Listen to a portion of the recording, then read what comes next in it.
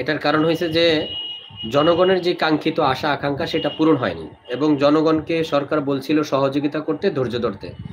আমাদের বাংলাদেশের মানুষ কত ভালো, মানে ভালো হয়ে গেছে আর কি। এজন্য হয়ে গেছে মানে আসলে মানুষ বোকা হয়ে গেছে যে খাল কাইটা ঘরের কোনায় কুমির নিয়ে আসছে। এখন এমতো অবস্থায় কুমিরের হাত থেকে বাঁচতে হলে কুমির মাথা দোয়া কোনো রকম রাখতে হবে, আর নয়তোবা এই কুমিরে আমাদেরকে খাইব। এক দুই হলো এদিকে জোয়ারে ডোবারও একটা সম্ভাবনা রয়েছে। ওই যে খাল কাটছে, পানি এসে জোয়ারও ডুববে।